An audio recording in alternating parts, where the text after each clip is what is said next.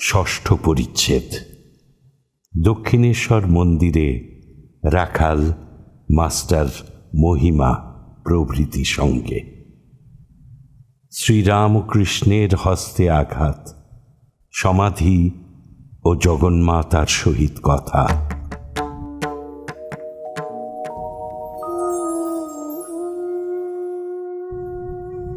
ঠাকুর দক্ষিণেশ্বর মন্দিরে সেই ঘরে অবস্থিতি করিতেছেন। বেলা ৩টা, শনিবার, ২রা ফেব্রুয়ারি ১৮৮৪ খ্রিস্টাব্দ, ২০ মাঘ ১২৯০ সাল, শুক্লা ষষ্ঠী। একদিন ঠাকুর ভাবাবিষ্ট হইয়া ঝাউতলার দিকে যাইতেছেন। সঙ্গে কেহ না থাকাতে রেদের কাছে পড়িয়া যান। তাহাতে তাহার বাম হাতের হাড় সরিয়া যায় ও খুব আঘাত লাগে। মাস্টার কলিকাতা হইতে ভক্তদের নিকট হইতে বাড়, প্যাড ও ব্যান্ডেজ আনিয়াছেন। শ্রীযুক্ত রাখাল, মহিমাচরণ হাজরা প্রভৃতি ভক্তেরা ঘরে আছেন। মাস্টার আসিয়া ভূমিষ্ঠ হইয়া ঠাকুরের চরণ বন্দনা করিলেন। কি গো, তোমার কি ব্যারাম হয়েছিল? এখন সেরেছে তো? মাস্টার বললেন, আগে হ্যাঁ।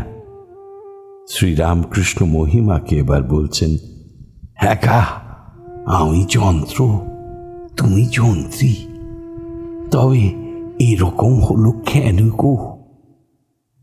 ঠাকুর তক্তার উপর বসিয়া আছেন। মহিমাচরণ নিজের তীর্থ দর্শনের গল্প করিতেছেন, ঠাকুর শুনিতেছেন। ১২ বৎসর পূর্বে তীর্থ দর্শন। মহিমাচরণ বলছেন, কাশী শিকরোলের একটি বাগানে একটি ব্রহ্মচারী দেখলাম। বললে, এ বাগানে ২০ বছর আছি, কিন্তু কার বাগান জানি না। আমায় জিজ্ঞাসা করলে, নৌকরিকার বাবু?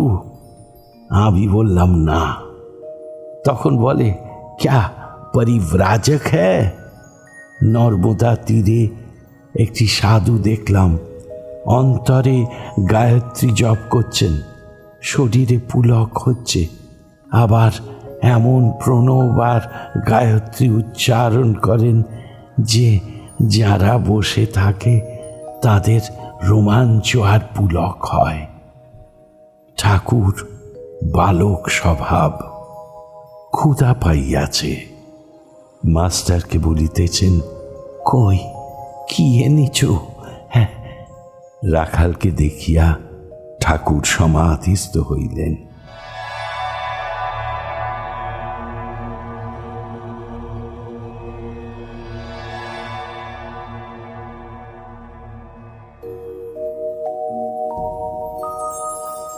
সমাধি ভঙ্গ হইতেছে। প্রকৃতিস্থ হইবার জন্য ঠাকুর বলিতেছেন, আমি জিলিপি খাবো, আমি জল খাবো। ঠাকুর বালক স্বভাব।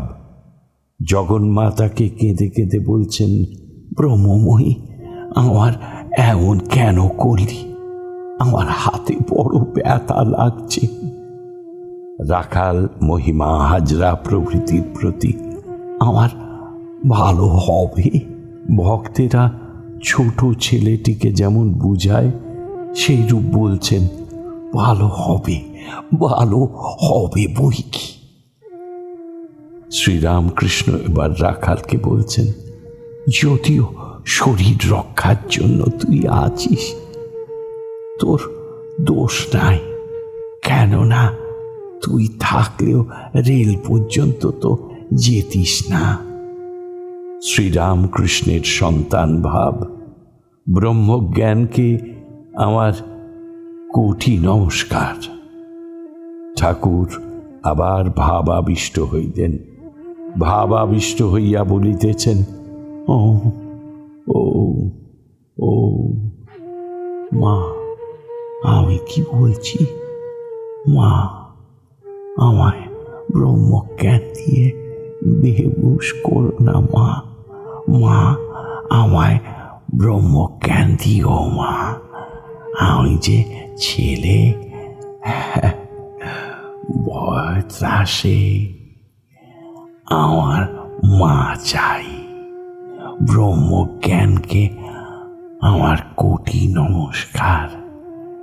ও যাদের দিতে হয় তাদের তাওকে আনন্দ মা। আমি ওই খেদে খেদ করি, তুমি মাতা থাকতে আমার জাগা ঘরে চুরি।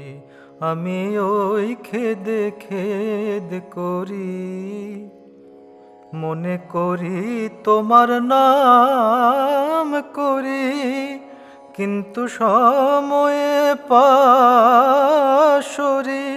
আমি বুঝেছি, জেনেছি, আশয় পেয়েছি, এসব তোমারই চাতুরি। আমি ওই খেদে খেদ করি। কিছু দিলে না, পেলে না, নিলে না, খেলে না, সে দোষ কি আমারি? যদি দিতে পেতে, নিতে খেতে, দিতাম খাওয়াতাম তোমারি। আমি ওই খেদে খেদ করি। যশ অপযশ, সুরস কুরস, সকল রস তোমারি। ওগো রসে থেকে রস ভঙ্গ কেন করো রসেশ্বরী? আমি ওই খেদে খেদ করি। প্রসাদ বলে মন দিয়েছ মনে রে আখি ঠারি। ওমা তোমার সৃষ্টি দৃষ্টি পোড়া, ওমা তোমার সৃষ্টি দৃষ্টি পোড়া। মিষ্টি বলে ঘুরি, আমি ওই খেদে খেদ করি। তুমি মাতা থাকতে আমার জাগা ঘরে চুরি। আমি ওই খেদে খেদ করি।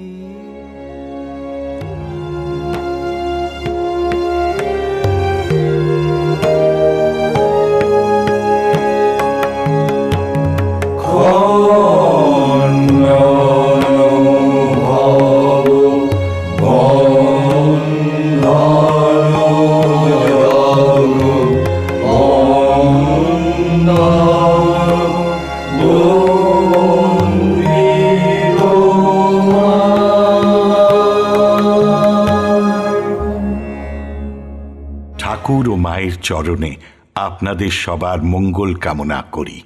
লাইক করুন, শেয়ার করুন, অন্যকে দেখার সুযোগ করে দিয়ে পুণ্য লাভ করুন। আর সাবস্ক্রাইব করুন, বেল আইকন পুশ করুন, যাতে আমাদের পরের নিবেদনের খবরটি আপনার কাছে পৌঁছয় সবার আগে। অমৃত কথন এই অনুষ্ঠানের আঙ্গিনা থেকে আপনাদের সবার সুখ, শান্তি, সমৃদ্ধি কামনা করে বলি হরি ওম রামকৃষ্ণ।